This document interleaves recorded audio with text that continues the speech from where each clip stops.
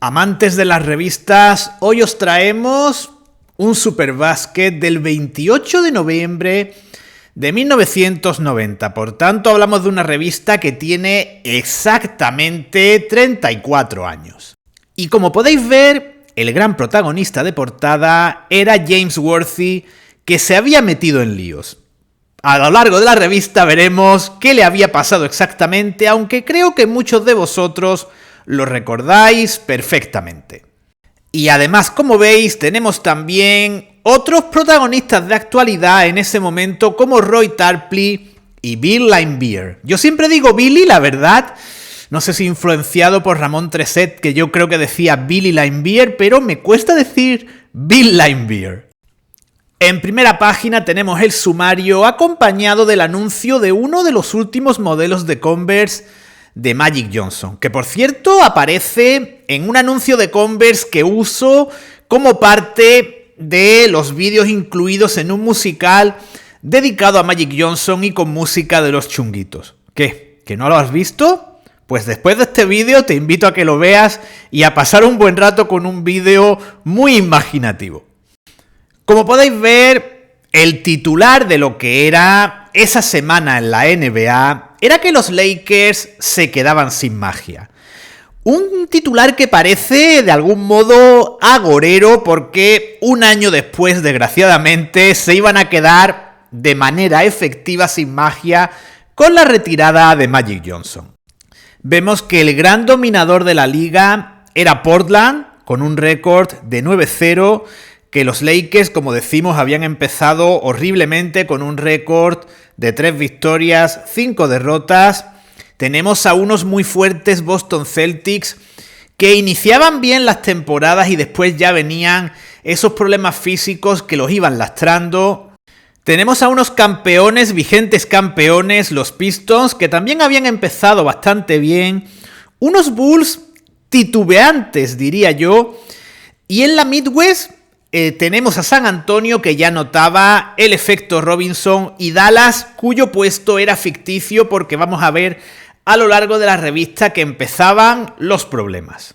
A continuación tenemos algo que hacía de esta revista algo único, y creo personalmente, ya lo he comentado alguna vez, que estamos ante la mejor revista dedicada a NBA habida y por haber. Esta tercera temporada de Superbásquet, sobre todo en sus primeros momentos, después fue decayendo un poco antes de finalizar y unirse y formar Gigantes del Superbásquet. En su primera época, como os digo, yo creo que es lo mejor que ha habido dedicado a NBA. Y digo esto porque tenemos un análisis de cada división, que era algo que aparecía en otras revistas, pero también los resultados de todos los partidos acompañados de una mini crónica. Era un análisis diario y pormenorizado de todos y cada uno de los partidos celebrados en esa semana en la NBA. En el Atlántico tenemos a los Celtics como dominadores y tenemos el análisis en el miércoles 14 del Boston 135, Charlotte 126 con 45 puntos, 8 rebotes y 8 asistencias de Larry Bird. Kiki Van de Beek atravesaba un buen momento en los Knicks. Y en los Sixers empezaban los problemas. Un equipo durante toda la etapa de Barkley muy inestable, y en este caso, cuando la cosa parecía que iba bien, se les lesionó el base, se les lesionó Johnny Dawkins y ya el equipo fue de mal en peor. Y entre el resto de partidos del miércoles 14, no me extiendo más, los podéis leer todos para no hacer esto mucho más largo, me quedo con el Miami 105, Dallas 93, en el cual Ronnie Seikaly se fue a 30 puntos y 21 rebotes. En la división central, Detroit seguía la inercia de haber sido campeones, eran líderes, Milwaukee había tenido un buen inicio, y fijaos, en Cleveland nos mencionan que había optimismo, que parecía haber despertado Danny Ferry. Sería un despertar muy breve. Y en Chicago había problemas, el inicio de temporada no estaba siendo bueno, y eso lo ilustra el Golden State Chicago del jueves 15, con victoria de Golden State y tan solo 14 puntos de Michael Jordan.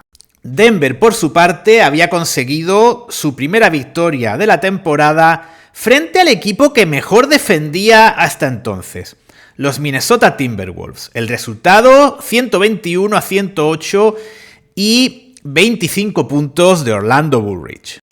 Y destaca también el 141-125 en la victoria de Portland sobre los Knicks.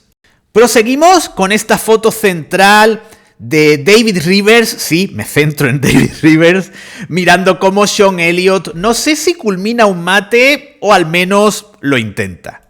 Y hablando de Sean Elliott, las tendencias en la Midwest, como hemos comentado antes, estaban muy claras.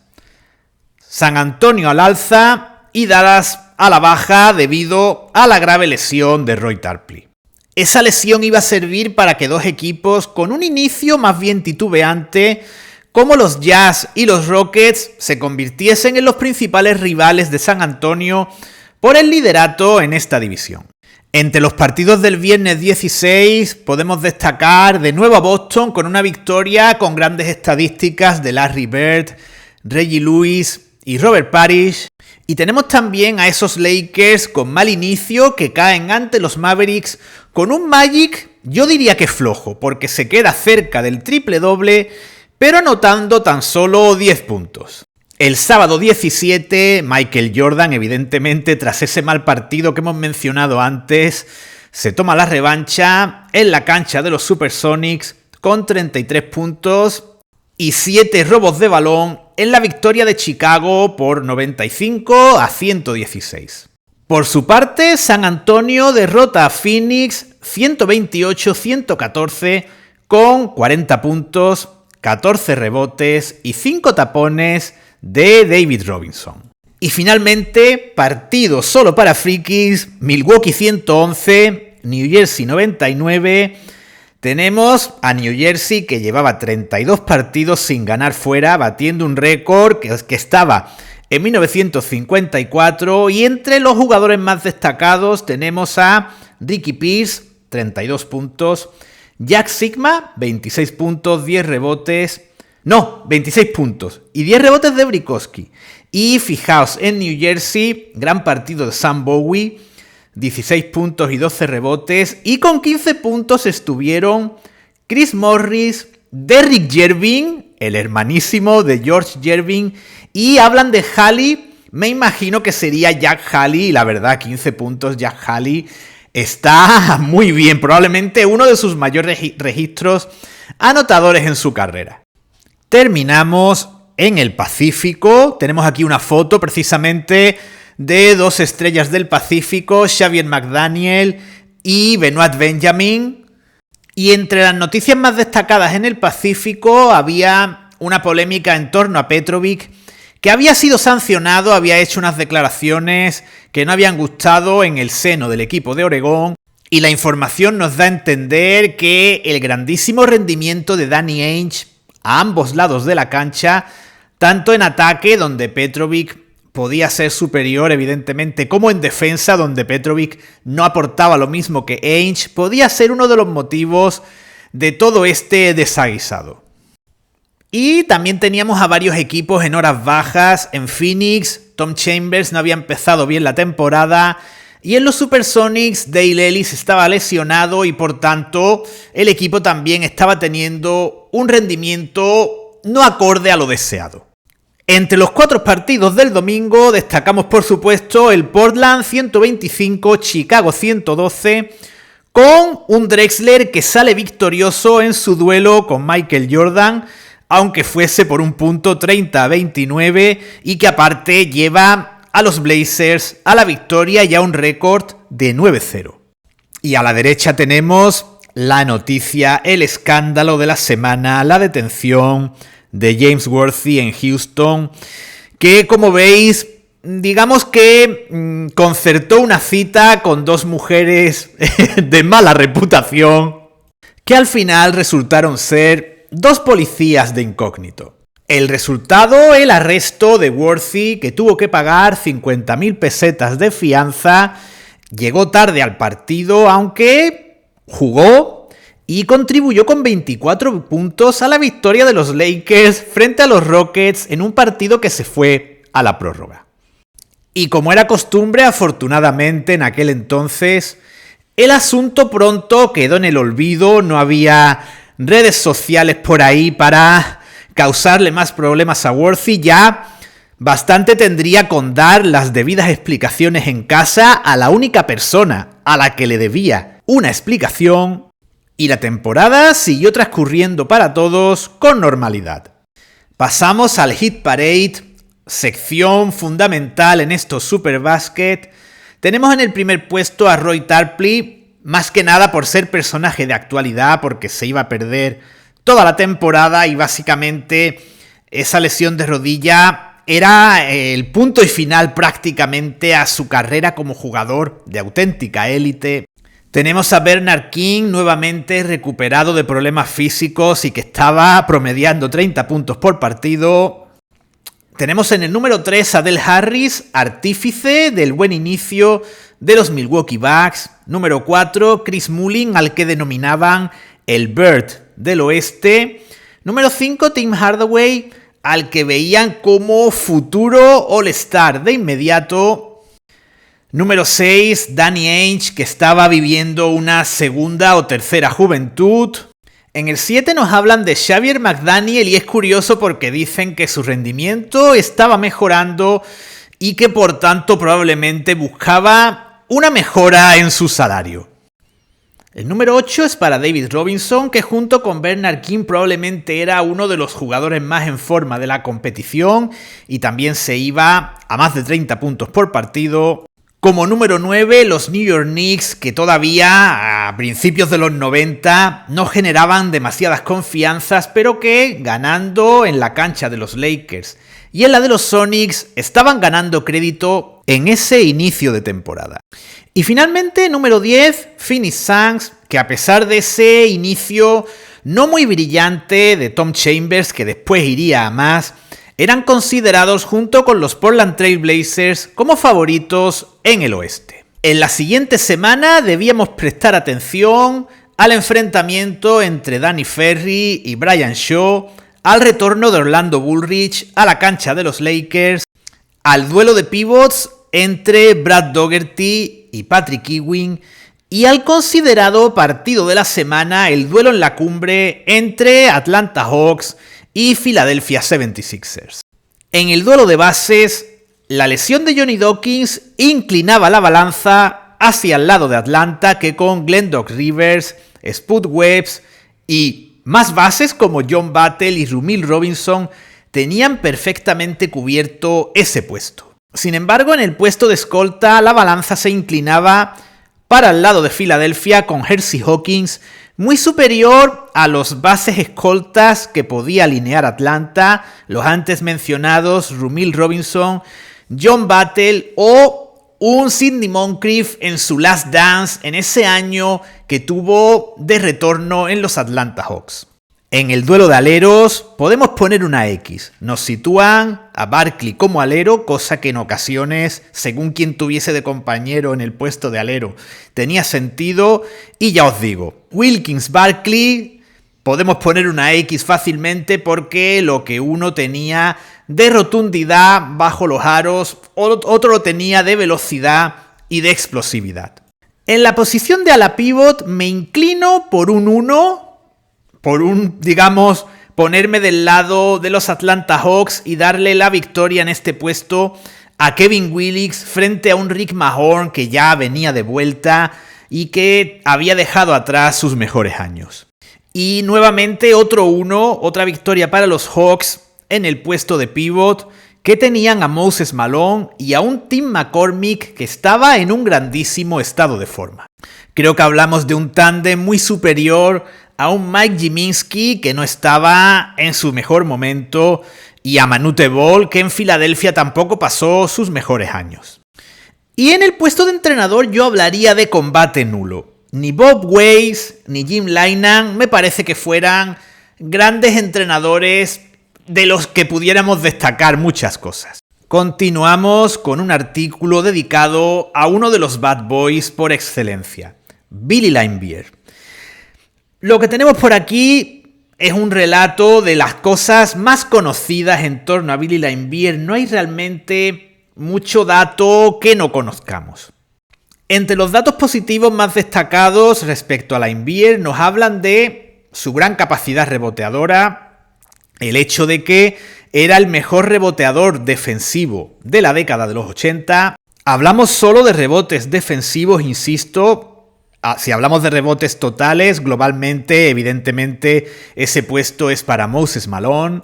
Nos destacan también su tendencia a no lesionarse, su resistencia física, su salud. Y de hecho, los únicos partidos que se pierde y que evitan que tuviera un récord al estilo AC Green se deben, evidentemente, a sanciones por acciones extradeportivas. Tenemos evidentemente muchas opiniones encontradas en torno a él. Sus compañeros lo amaban, sus rivales lo odiaban, pero muchos de sus rivales daban a entender que todo el mundo querría tener a un Linebeer en su equipo.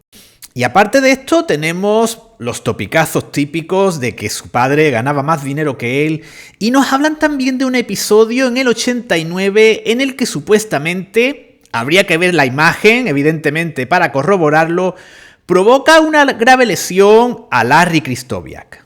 Y como último dato nos hablan de un Linebeer ya con 33 años y que daba la sensación de que no iba a tardar, como finalmente fue, en retirarse. Miguel Ángel Paniagua es el primero, después lo hará también Frederic Porta, que nos habla de esos Denver Nuggets ultra ofensivos con Paul Westhead. Creo que el artículo será muy interesante para todos aquellos que visteis el vídeo dedicado a Doug Moe y me preguntasteis por un posible vídeo dedicado a Paul Westhead y también indicabais, creo que de manera acertada, que Westhead era incluso más ofensivo que Doug Moe. Denver había vivido una auténtica revolución, se habían ido sus tres puntales, Lever, English y Moe, y el equipo, en uno de los múltiples cambios en directiva, propietarios, etc., había firmado un contrato multimillonario con Bless Rasmussen, que de hecho estuvo cobrando hasta años después de su retirada en los Atlanta Hawks. Aparte de Rasmussen, tenemos a Walter Davis, al que habían retenido en contra de su voluntad. Davis quería terminar su carrera en los Bulls de Michael Jordan, era también el deseo de Jordan, pero no pudo ser. Y el único jugador, podríamos decir, estelar que tenía el equipo era Orlando Bullrich. En los banquillos la estabilidad también brillaba por su ausencia. Moe primero parecía que se iba a quedar, después fue despedido con amabilidad, y Denver se había hecho con Paul Westhead, un entrenador con unos sistemas muy peculiares, muy dados a lo ofensivo y muy heterodoxos en lo defensivo, y con Bernie Bickerstaff como general manager. Ya sabéis que siempre esas situaciones en las que hay un entrenador y otro entrenador como jefe, como general manager, nunca suelen terminar bien. Y aunque aplicar esa defensa a toda cancha que Westhead aplicaba en la NCAA, en Loyola Marymount, no parecía muy factible en la NBA, Paniagua veía un pequeño atisbo de esperanza en estos Denver Nuggets. Pasamos a Roy Tarpley. Tenemos un artículo titulado El árbol caído y visto en perspectiva lo podríamos titular El principio del fin. Tarpley había tenido un inicio excelente de temporada. Estamos ante un jugador que estaba alcanzando la madurez, que se estaba reconvirtiendo al puesto de 5, pero sin dejar de ser un 4 y por tanto podía plantar cara tanto a jugadores como Karl Malone, que ya hemos visto en algún vídeo, que solo lo podía parar haciéndole una falta que hoy en día sería flagrante, tipo 3, 4 o 5, como al mismísimo Akeem Olajuwon. En uno de los vídeos dedicado a Roy Tarpley tenemos un enfrentamiento Tarpley-Olajuwon y veo en ese vídeo uno de los jugadores que mejor se enfrenta al pívot nigeriano. Realmente increíble. Os recomiendo que lo veáis en el vídeo dedicado a Roy Tarpley y a toda su carrera que pusimos en el canal hace unos meses y que también tenéis en formato episódico. Desgraciadamente, tras esta lesión vinieron nuevos problemas a todos los niveles para Roy Tarpley, nuevas sanciones y finalmente tuvo que dejar la NBA, aunque después retornara. Da la sensación, de nuevo, viéndolo en perspectiva, que todo es muy fácil, que habría hecho falta que alguien hubiese estado al cuidado de una persona que tras ese problema de adicción se enfrentaba a una lesión que suponía una pérdida de su rutina cotidiana, con lo que eso supone para alguien enfrentado a el abuso de determinadas sustancias. Pasamos a la sección de Costa a Costa. Estas secciones de mini noticias son divertidísimas, la verdad. Tenemos a Reggie Miller, que ya empezaba a pedir más dinero, lógico, en toda estrella emergente en la NBA. Nos hacen también una semblanza de Rick Mahorn y la mayoría de datos los conocéis. Simplemente me ha llamado la atención que fue elegido, tampoco es sorprendente, en el draft de la NFL, aparte de en el draft de la NBA.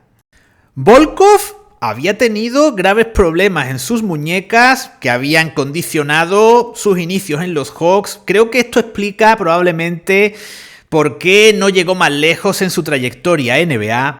Tenemos a Manute Bol, que se lo pasaba bomba con sus nuevos compañeros, con Mahorn y Barkley, que estaban constantemente bromeando con él. De hecho, ya lo vimos en la biografía de Manute Bol. Animal Bannister se había comprometido a donar a caridad 5.000 pesetas cada vez que fallase un tiro libre, y en un reciente partido se había quedado en 7 de 26. La verdad es que se iba a arruinar el bueno de nuestro amigo Animal Bannister. George Karl no atravesaba su mejor momento tras pasar por el Real Madrid. Ahora estaba en la CBA, después vinieron mejores días. Olajuwon se estaba dedicando al diseño de modas. Jerome Kersey tenía prisa por firmar su nuevo contrato tras haberse dado un fuerte golpe en la cabeza. Pobre Parquet. En Cleveland se preguntaban si sus gastos ultramillonarios en Danny Ferry y Hot Rod Williams habían sido la mejor inversión, o quizás se deberían haber quedado con Ron Harper. ¿Qué os parece? ¿Qué creéis? Y nuestro mito de apellido impronunciable, Dwayne Shinsius, había declarado lo siguiente: ¡ay, con este contrato voy a tener que recoger cartones por la calle, payo! Seguimos con 2 páginas más de Costa a Costa. David Robinson hablaba de lo fácil que era anotar frente a los Nuggets. Kenny Anderson ya se postulaba para dar el salto a la NBA. David Wood estaba que se salía en los Rockets. Y Isaiah Thomas había intentado llevar unas gafas por un problema, una lesión ocular muy típica en aquella época, pero tras un mal partido la cosa duró muy poco y las rompió en público. Increíblemente, porque cojo las revistas aleatoriamente, volvemos a tener otro póster de Waymon Tisdale. Siempre el maravilloso zurdo a la pivot se las apaña para aparecer de una u otra manera en nuestro canal. Proseguimos con un quinteto de 5 desheredados de la fama, 5 underdogs, 5 jugadores poco valorados. Creo que coincidiréis en que todos ellos eran grandísimos jugadores. En primer lugar, dentro de unos Suns, en un grandísimo momento, Jeff Hornacek estaba en 17 puntos y 5 asistencias por partido y mejoraba su rendimiento cuando llegaban los playoffs. Lo mismo ocurría con Reggie Lewis, que pasaba de 17 puntos en regular season a 22 en playoffs y se estaba convirtiendo en el que iba a ser el relevo generacional de los Celtics. ¿Y qué decir de Jerome Kersey? Uno de esos, como siempre decimos en el canal, 3,5. Es decir, eran esos aleros que realmente eran como pequeños ala pivots capaces de acciones realmente espectaculares y con un gran rendimiento a ambos lados de la cancha. El número 4 es para Horace Grant, que ya empezaba a dar muestras de que iba a ser un puntal fundamental en unos Bulls que estaban creciendo y que ya empezaban a ser candidatos al título. Y finalizamos este quinteto con Charles Smith. Un Smith que tenía muy buenos números en los Clippers y por tanto empezaba a ser considerado entre los aleros más importantes de la competición. Volviendo al tema Denver Nuggets, Frederic Porta era mucho más pesimista en torno a lo que iba a ocurrir con este equipo. Consideraba que era muy poco serio todo lo que rodeaba a Paul Westhead, a su sistema de juego y a pretender instaurar un sistema que podía ser válido entre amateurs enfrentándose a equipos de profesionales. Para Porta, Denver era un equipo que iba a ser un bálsamo para cualquier rival y que iba a propiciar que cualquier equipo, cualquier jugador con una mala racha se recuperase tanto a nivel anímico como a nivel deportivo. En cuanto a la NCAA, había muchos nombres que destacaban en este inicio de un nuevo año en la competición, jugadores como Alonzo Mourning, Stacey Ogmon, Larry Johnson también andaba por ahí. Hay pequeños errores en la escritura de algunos de los nombres, como el nombre de Dikembe Mutombo, también en el hecho de que hablan de Christian Laettner como ya jugador de último año, y evidentemente estamos en la temporada 90-91 y a Laettner le quedaba un año más, puesto que cuando fue al Dream Team aún era jugador universitario que justo iba a pasar a la NBA. En torno a Shaquille O'Neal o Kenny Anderson había rumores de que iban a dar el salto. O'Neal todavía no lo dio tan de inmediato y entre los jugadores recién llegados nos destacaban entre otros a Sean Bradley y a Eric Montross. A continuación viene un gran número de páginas dedicadas a fútbol americano. Sinceramente no las voy a incluir porque mi conocimiento en torno a este deporte es nulo. Así que pasamos ya a lo que son las últimas páginas de la revista. Tenemos una divertidísima sección denominada American Life. Fijaos en la lista de éxitos musicales porque no tiene desperdicio. Número 1, Vanilla Ice. Número 2, MC Hammer. Número 4, Mariah Carey, cuando hacía buenos discos. Número 5, una obra maestra, Listen Without Prejudice, de George Michael. Número 7, tenemos a Jon Bon Jovi, probablemente su experiencia en solitario. Y número 9, la banda sonora de Ghost. En uno solo de cualquiera de estos discos hay más calidad musical que toda la hecha en los 2020, por así decirlo. Podríamos alargarlo a todo el siglo XXI y tampoco nos equivocaríamos. Y también nos hablan de dos actrices que seguro que os suenan los nombres. Tracy Lords y Ginger Lynn. Pillines, a que os suenan los nombres de Tracy Lords y Ginger Lynn. Pues ambas actrices se habían reformado y ahora hacían películas estándar junto a estrellas como Emilio Estevez o Kiefer Sutherland. En las cartas al director tenemos una semblanza maravillosa de los Phoenix Suns, otra de lo que eran los jugadores históricos de la NBA, preciosa carta hablando del skyhook de Jabbar, de la espectacularidad del Dr. J, de la capacidad anotadora de Chamberlain, etcétera, etcétera. También una crítica a las autonómicas, en concreto a Canal Sur, y he de decir que las retransmisiones NBA de Canal Sur eran un auténtico bodrio.